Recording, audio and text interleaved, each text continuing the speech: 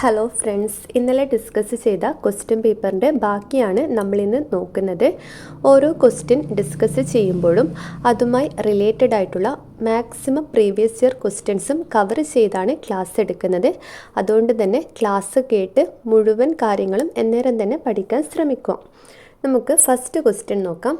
കേരളത്തിലെ ഏറ്റവും നീളം കൂടിയ നദി ഏത്? ആൻസർ ഓപ്ഷൻ സി ആണ്, പെരിയാർ. കേരളത്തിലെ ഏറ്റവും നീളം കൂടിയ നദി പെരിയാറാണ്. 244 കിലോമീറ്ററാണ് നീളം. കേരളത്തിൻ്റെ ജീവരേഖ എന്നറിയപ്പെടുന്ന നദിയാണേത്? പെരിയാർ. ചാണക്യൻ്റെ അർത്ഥശാസ്ത്രത്തിൽ ചൂർണി എന്ന് പരാമർശിച്ചിരിക്കുന്ന നദി പെരിയാറാണ്. ചാണക്യൻ്റെ അർത്ഥശാസ്ത്രത്തിൽ ചൂർണി എന്ന് പരാമർശിച്ചിരിക്കുന്ന നദി പെരിയാറാണ്.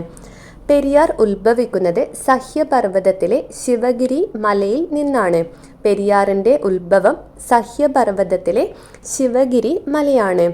ഏറ്റവും കൂടുതൽ അണക്കെട്ടുകൾ നിർമ്മിച്ചിരിക്കുന്ന കേരളത്തിലെ നദിയാണ് പെരിയാർ. ഏറ്റവും കൂടുതൽ അണക്കെട്ടുകൾ നിർമ്മിച്ചിരിക്കുന്ന കേരളത്തിലെ നദി ഏതാണ്? പെരിയാറാണ്. ഏറ്റവും കൂടുതൽ പോഷക നദികളുള്ള കേരളത്തിലെ നദിയും പെരിയാറാണ്. ഏറ്റവും കൂടുതൽ പോഷക നദികളുള്ള കേരളത്തിലെ നദിയും ഏത് തന്നെയാണ്? പെരിയാറാണ്. കേരളത്തിലെ ഏറ്റവും നീളം കൂടിയ നദിയാണ് പെരിയാർ. 244 കിലോമീറ്ററാണ് നീളം. കേരളത്തിൻ്റെ ജീവരേഖ എന്നറിയപ്പെടുന്ന നദി പെരിയാറാണ്. ചാണക്യൻ്റെ അർത്ഥശാസ്ത്രത്തിൽ ചൂർണി എന്ന് പരാമർശിച്ചിരിക്കുന്ന നദി പെരിയാറാണ്. ഉത്ഭവം സഹ്യപർവ്വതത്തിലെ ശിവഗിരി മലയാണ്. ഏറ്റവും കൂടുതൽ അണക്കെട്ടുകൾ നിർമ്മിച്ചിരിക്കുന്ന നദി, ഏറ്റവും കൂടുതൽ പോഷക നദികളുള്ള കേരളത്തിലെ നദിയും ഏത് തന്നെയാണ്? പെരിയാറാണ്. അടുത്ത ക്വസ്റ്റ്യൻ. സിംഹവാലൻ കുരങ്ങുകളെ കാണപ്പെടുന്ന കേരളത്തിലെ ദേശീയോദ്യാനം ഏത്? Answer option D, Silent Valley. Nilgiri biosphere റിസർവിൻ്റെ ഭാഗമായ കേരളത്തിലെ ദേശീയോദ്യാനമാണ് സൈലന്റ് വാലി. പാലക്കാട് ജില്ലയിലെ നിത്യഹരിത വനമാണ് സൈലന്റ് വാലി. സൈരന്ധ്രി വനം എന്നറിയപ്പെടുന്ന കേരളത്തിലെ ദേശീയോദ്യാനം സൈലന്റ് വാലിയാണ്. സൈരന്ധ്രി വനം എന്നറിയപ്പെടുന്ന കേരളത്തിലെ ദേശീയോദ്യാനമാണ് സൈലന്റ് വാലി. സൈലന്റ് വാലിയിൽ നിന്നും ഉത്ഭവിക്കുന്ന നദിയാണ് തൂതപ്പുഴ. സൈലന്റ് വാലിയിൽ നിന്നും ഉത്ഭവിക്കുന്ന നദി ഏതാണ്? തൂതപ്പുഴയാണ്. സൈലന്റ് വാലിയിലൂടെ ഒഴുകുന്ന നദി കുന്തിപ്പുഴയാണ്. സൈലന്റ് വാലിയിലൂടെ ഒഴുകുന്ന നദി ഏതാണ്? കുന്തിപ്പുഴയാണ്. സിംഹവാലൻ കുരങ്ങുകളെ കാണപ്പെടുന്ന കേരളത്തിലെ ദേശീയോദ്യാനമാണ് സൈലന്റ് വാലി. നീലഗിരി ബയോസ്ഫിയർ റിസർവിൻ്റെ ഭാഗമായ കേരളത്തിലെ ദേശീയോദ്യാനം. പാലക്കാട് ജില്ലയിലെ നിത്യഹരിത വനമാണ് സൈലന്റ് വാലി. സൈരന്ധ്രി വനം എന്നറിയപ്പെടുന്ന കേരളത്തിലെ ദേശീയോദ്യാനം സൈലന്റ് വാലിയാണ്. സൈലന്റ് വാലിയിലൂടെ ഒഴുകുന്ന നദി ഏതാണ്? കുന്തിപ്പുഴയാണ്. സൈലന്റ് വാലിയിൽ നിന്നും ഉത്ഭവിക്കുന്ന നദി തൂതപ്പുഴയാണ്. അടുത്ത ക്വസ്റ്റ്യൻ. നെഹ്റു ട്രോഫി വള്ളംകളി നടക്കുന്നത് ഏത് കായലിലാണ്? ആൻസർ ഓപ്ഷൻ എ, പുന്നമടക്കായലാണ്. നെഹ്റു ട്രോഫി വള്ളംകളി നടക്കുന്ന കേരളത്തിലെ കായൽ ഏതാണ്?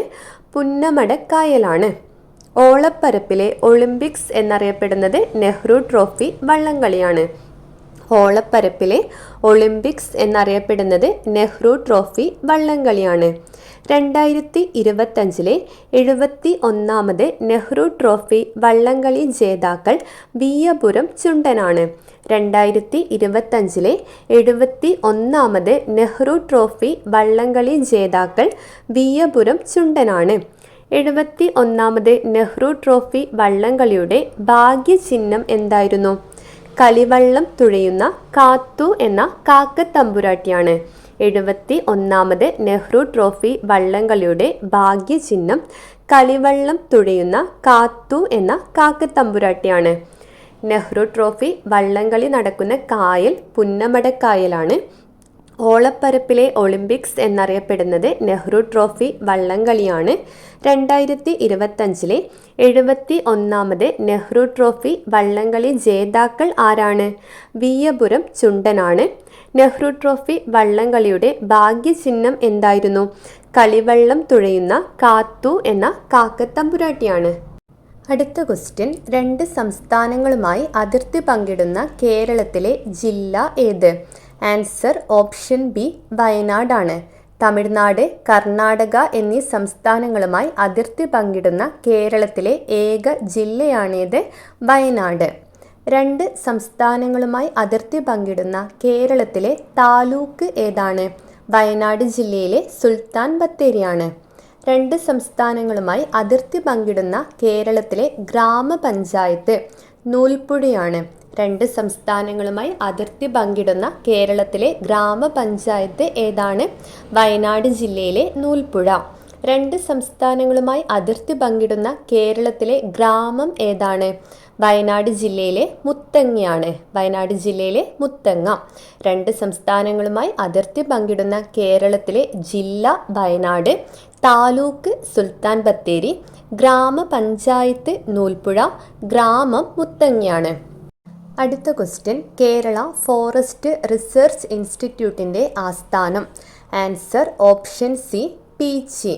തൃശ്ശൂർ ജില്ലയിലെ പീച്ചിയാണ് കേരള ഫോറസ്റ്റ് റിസർച്ച് ഇൻസ്റ്റിറ്റ്യൂട്ടിൻ്റെ ആസ്ഥാനം. ഇതുമായി ബന്ധപ്പെട്ട പ്രീവിയസ് ഇയർ ക്വസ്റ്റ്യൻസ് നമുക്കൊന്ന് നോക്കാം. ഭാരതീയ സുഗന്ധവിള ഗവേഷണ കേന്ദ്രം സ്ഥിതി ചെയ്യുന്നത്?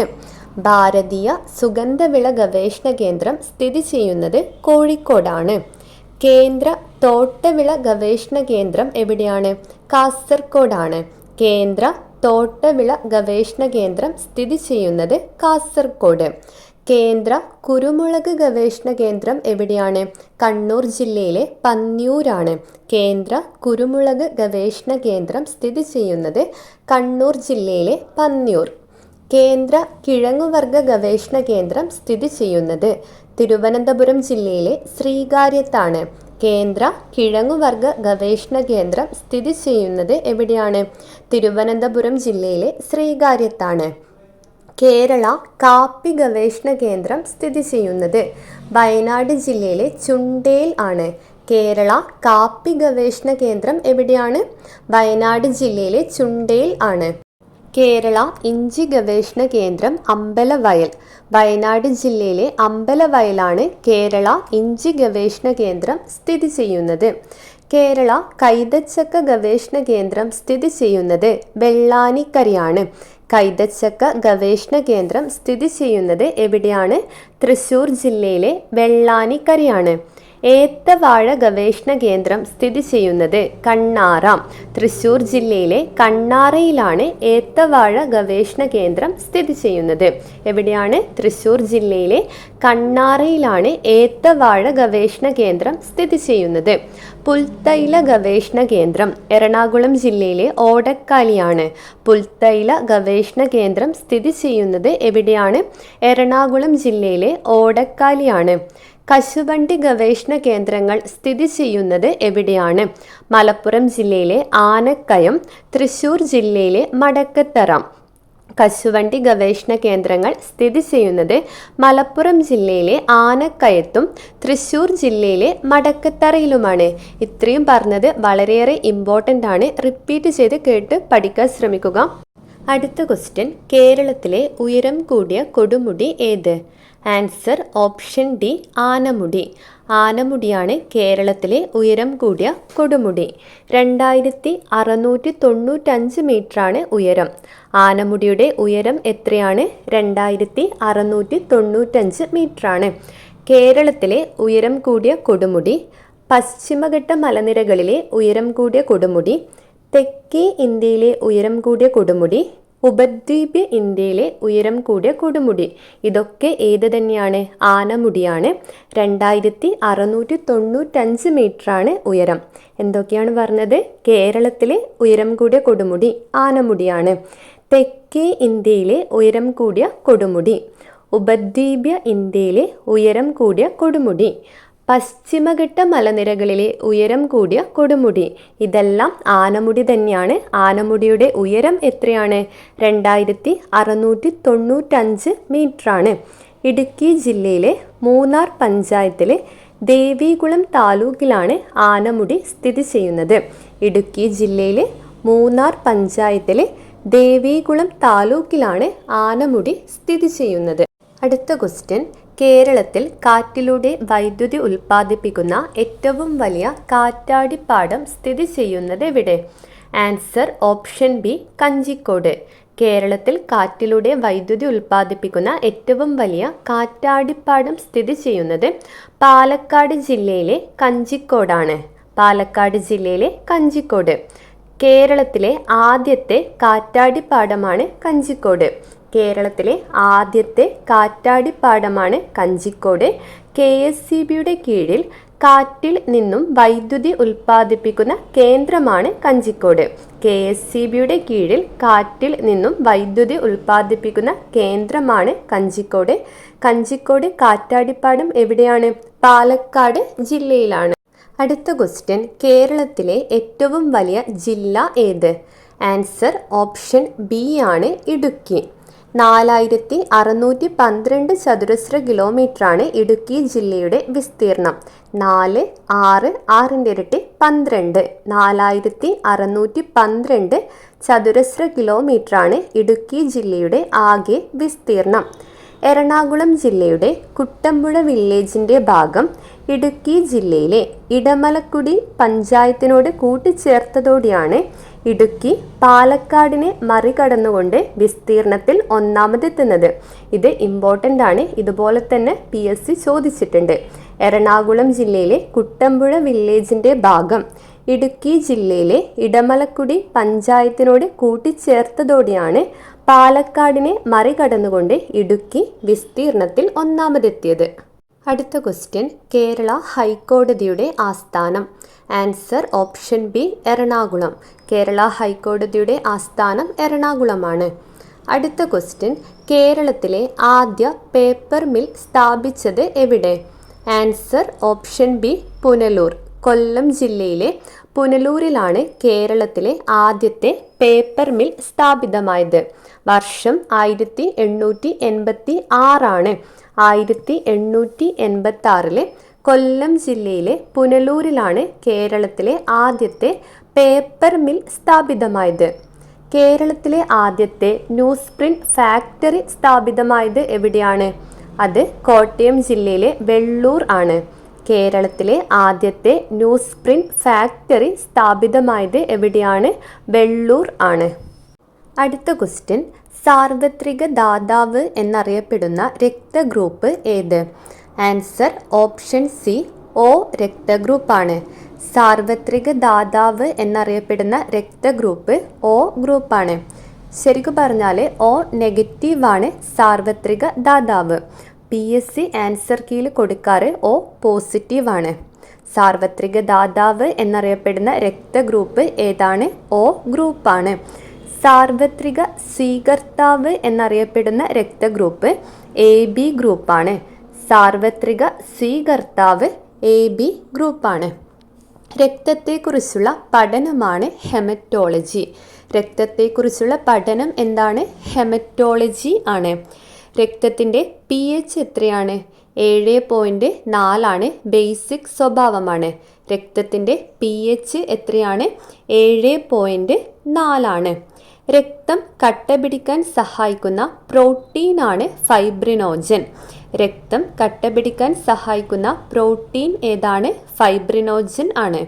രക്തം കട്ട പിടിക്കുന്നത് തടയുന്ന രാസവസ്തു ഹെപ്പാരിൻ ആണ്. രക്തം കട്ട പിടിക്കുന്നത് തടയുന്ന രാസവസ്തു ഏതാണ്? ഹെപ്പാരിൻ ആണ്. സാർവത്രിക ദാതാവ് എന്നറിയപ്പെടുന്ന രക്തഗ്രൂപ്പ് O ഗ്രൂപ്പാണ്. സാർവത്രിക സ്വീകർത്താവ് എന്നറിയപ്പെടുന്ന രക്തഗ്രൂപ്പ് AB ഗ്രൂപ്പാണ്. രക്തത്തെക്കുറിച്ചുള്ള പഠനം ഹെമറ്റോളജി. രക്തത്തിൻ്റെ pH എത്രയാണ്? 7.4. രക്തം കട്ട പിടിക്കാൻ സഹായിക്കുന്ന പ്രോട്ടീൻ ഫൈബ്രിനോജൻ ആണ്. രക്തം കട്ട പിടിക്കുന്നത് തടയുന്ന രാസവസ്തുവാണ് ഹെപ്പാരിൻ. അടുത്ത ക്വസ്റ്റ്യൻ, ശ്വാസകോശത്തിൻ്റെ സങ്കോച വികാസങ്ങളെ നിയന്ത്രിക്കുന്ന പേശീഭിത്തി ഏത്? Answer option D diaphragm. ശ്വാസകോശത്തിൻ്റെ സങ്കോച വികാസങ്ങളെ നിയന്ത്രിക്കുന്ന പേശീഭിത്തിയാണ് ഡയഫ്രം. പെരിക്കാർഡിയം എന്താണ്? ഹൃദയത്തെ പൊതിഞ്ഞിരിക്കുന്ന ഇരട്ട സ്തരമുള്ള ആവരണമാണ് പെരിക്കാർഡിയം. ഹൃദയത്തെ പൊതിഞ്ഞിരിക്കുന്ന ഇരട്ട സ്തരമുള്ള ആവരണമാണ് പെരിക്കാർഡിയം. ക്ലോമപിതാനം എന്താണ്? ആഹാരം ശ്വാസനാളത്തിലേക്ക് കടക്കാതെ തടയുന്ന ഭാഗമാണ് ക്ലോമപിതാനം അഥവാ എപ്പിഗ്ലോട്ടിസ്. ആഹാരം ശ്വാസനാളത്തിലേക്ക് കടക്കാതെ തടയുന്ന ഭാഗമാണ് ഏത്? ക്ലോമപിതാനം അല്ലെങ്കിൽ എപ്പിഗ്ലോട്ടിസ്. അടുത്ത ക്വസ്റ്റ്യൻ, താഴെ തന്നിട്ടുള്ള ജോഡികളിൽ ജലത്തിൽ ലയിക്കുന്ന ജീവകങ്ങൾ ഏതെല്ലാം? ആൻസർ ഓപ്ഷൻ ബി, ജീവകം ബിയും സിയും. ജീവകങ്ങളെ നമുക്ക് രണ്ടായിട്ട് തരംതിരിക്കാം. ജലത്തിൽ ലയിക്കുന്നവ എന്നും കൊഴുപ്പിൽ ലയിക്കുന്നവ എന്നും. ജലത്തിൽ ലയിക്കുന്ന ജീവകങ്ങളാണ് ബിയും സിയും. കൊഴുപ്പിൽ ലയിക്കുന്ന ജീവകങ്ങളാണ് എ, ഡി, ഇ, കെ. കൊഴുപ്പ് ശരീരത്തിന് കേട എന്ന കോഡ് ഉപയോഗിച്ച് കൊഴുപ്പിൽ ലയിക്കുന്ന ജീവകങ്ങളെ ഈസി ആയിട്ട് പഠിച്ചു വെക്കാം. കേട എന്ന് പറയുമ്പോൾ കെ, ഇ, ഡി, എ എന്നിവയാണ് കൊഴുപ്പിൽ ലയിക്കുന്ന ജീവകങ്ങൾ. ജലത്തിൽ ലയിക്കുന്ന ജീവകങ്ങൾ ബി, സി. കൊഴുപ്പിൽ ലയിക്കുന്ന ജീവകങ്ങൾ കെ, ഇ, ഡി, എ. ജീവകം എന്ന പദം നാമകരണം ചെയ്ത വ്യക്തി കാസിമർ ഫങ്കാണ്. വൈറ്റമിൻ തെറാപ്പിയുടെ പിതാവ് എന്നറിയപ്പെടുന്നതും കാസിമർ ഫങ്ക് തന്നെയാണ്. ജീവകം എന്ന പദം നാമകരണം ചെയ്തതും വൈറ്റമിൻ തെറാപ്പിയുടെ പിതാവും ആര് തന്നെയാണ്? കാസിമർ ഫങ്കാണ്. അടുത്ത ക്വസ്റ്റ്യൻ, താഴെ തന്നിരിക്കുന്നവയിൽ ബാക്ടീരിയ മൂലം ഉണ്ടാകുന്ന രോഗം ഏത്? Answer option D, typhoid. Typhoid bacteria രോഗമാണ്. സാൽമൊണല്ല ടൈഫി എന്ന ബാക്ടീരിയയാണ് ടൈഫോയിഡ് രോഗത്തിന് കാരണം. ടൈഫോയിഡ് രോഗത്തിന് കാരണമായ ബാക്ടീരിയ ഏതാണ്? സാൽമൊണല്ല ടൈഫിയാണ്. വൈഡൽ ടെസ്റ്റ് ടൈഫോയിഡ് രോഗവുമായി ബന്ധപ്പെട്ടതാണ്. ടൈഫോയിഡ് രോഗവുമായി ബന്ധപ്പെട്ട ടെസ്റ്റാണ് ഏത്? Widal test. Chicken pox virus രോഗമാണ്. ബാരിസെല്ല സോസ്റ്റർ വൈറസ് ആണ് ചിക്കൻ പോക്സിന് കാരണം. ബാരിസെല്ല സോസ്റ്റർ വൈറസ് ആണ് ചിക്കൻ പോക്സിന് കാരണം. മന്ദരോഗത്തിന് കാരണമായ വിരകളാണ് ഫൈലേറിയൻ വിരകൾ. മന്ദരോഗത്തിന് കാരണമായ വിരകൾ ഏതാണ്? ഫൈലേറിയൻ വിരകളാണ്. ക്യൂലക്സ് കൊതുകുകളാണ് മന്ദരോഗം പരത്തുന്നത്. മന്ദരോഗം പരത്തുന്ന കൊതുകുകൾ ഏതാണ്? ക്യൂലക്സ് കൊതുകുകളാണ്. പോളിയോ രോഗം വൈറസ് രോഗമാണ്. പോളിയോ ഒരു വൈറസ് രോഗമാണ്. അടുത്ത ക്വസ്റ്റ്യൻ, താഴെ തന്നിട്ടുള്ള സൂചനകളിൽ ശരിയായത് ഏതെന്ന് കണ്ടുപിടിക്കുക. ആൻസർ ഓപ്ഷൻ ബി ആണ്. 1ഉം 2ഉം ശരിയാണ്. അയഡിൻ തൈറോയിഡ് ഗ്രന്ഥിയുടെ വളർച്ചയ്ക്ക് ആവശ്യമായ ധാതുവാണ്. തൈറോയിഡ് ഗ്രന്ഥിയുടെ വളർച്ചയ്ക്ക് ആവശ്യമായ ധാതുവാണ് അയഡിൻ. ഇരുമ്പ് ഹീമോഗ്ലോബിൻ്റെ നിർമ്മാണത്തിന് ആവശ്യമായ ഘടകമാണ്. രക്തത്തിന് ചുവപ്പ് നിറം നൽകുന്ന വർണ്ണകമാണ് ഹീമോഗ്ലോബിൻ. ഹീമോഗ്ലോബിൻ്റെ നിർമ്മാണത്തിന് ആവശ്യമായ ഘടകമാണ് ഇരുമ്പ്.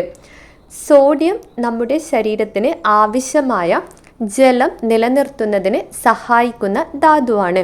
ശരീരത്തിന് ആവശ്യമായ ജലം നിലനിർത്തുന്നതിന് സഹായിക്കുന്ന ധാതുവാണ് സോഡിയം. കാൽസ്യം എല്ലുകളുടെയും പല്ലുകളുടെയും നിർമ്മാണത്തിന് വളർച്ചയ്ക്കും ആവശ്യമായ ഘടകമാണ് ഇത്? കാൽസ്യം. എല്ലുകളുടെയും പല്ലുകളുടെയും നിർമ്മാണത്തിനും വളർച്ചയ്ക്കും ആവശ്യമായ ഘടകമാണ് ഇത്? കാൽസ്യം. അടുത്ത ക്വസ്റ്റ്യൻ, മലമ്പനി രോഗം പരത്തുന്ന കൊതുക് ഏത്?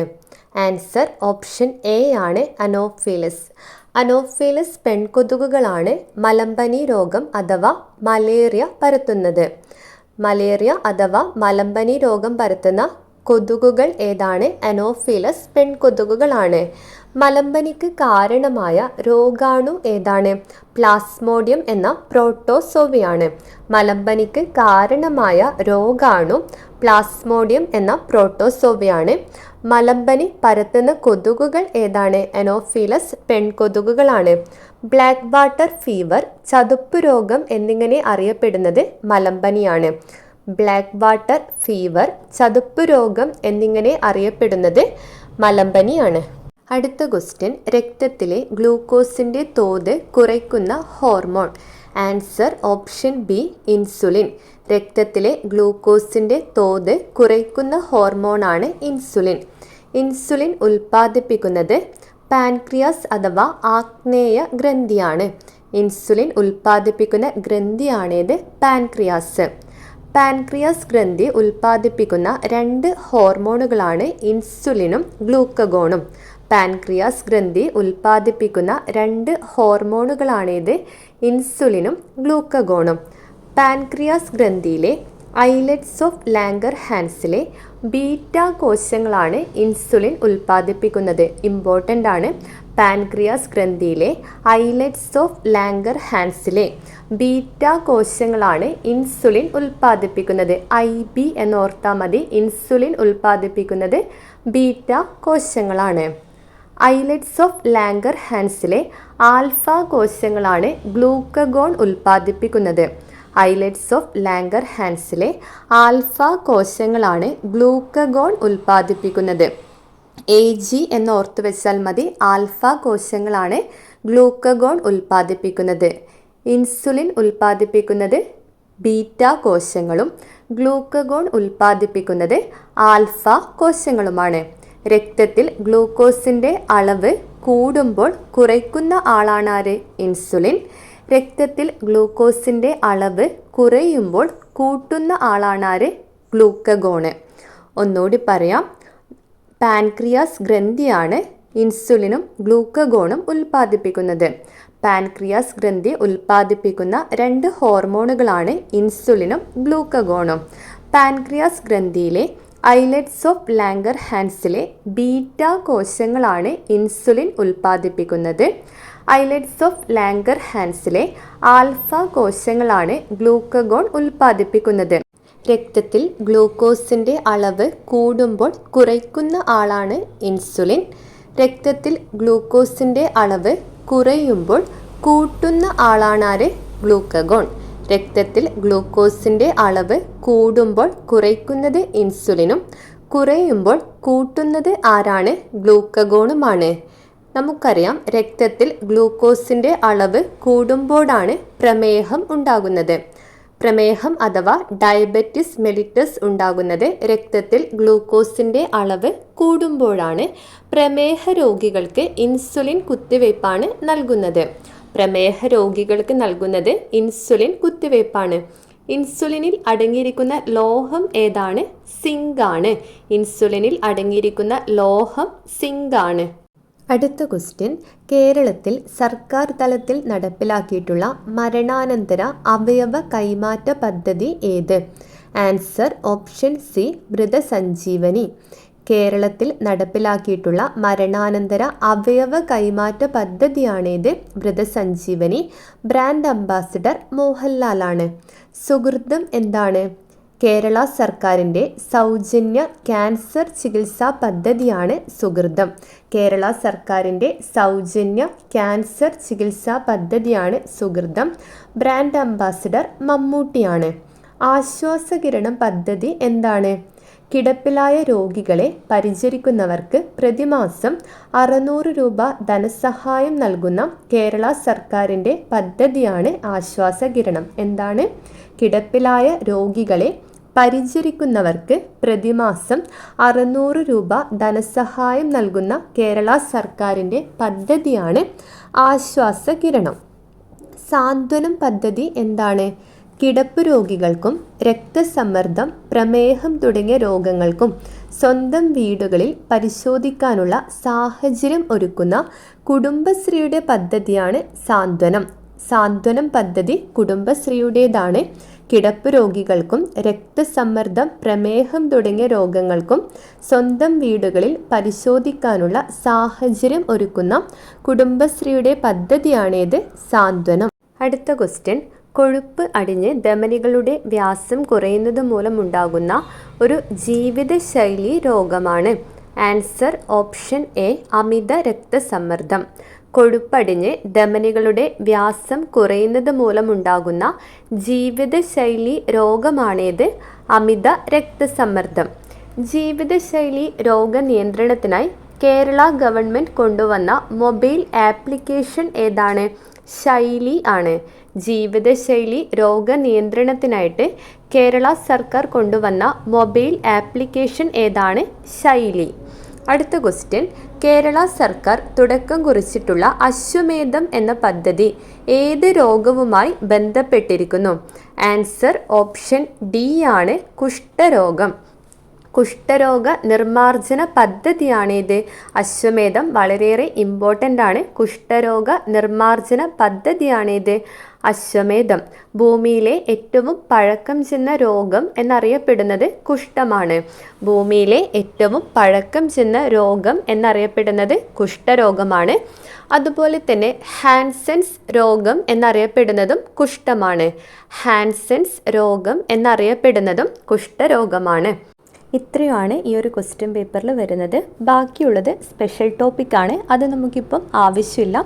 ഇനി നാളെ അടുത്ത ക്വസ്റ്റ്യൻ പേപ്പർ ഡിസ്കസ് ചെയ്യാം. താങ്ക്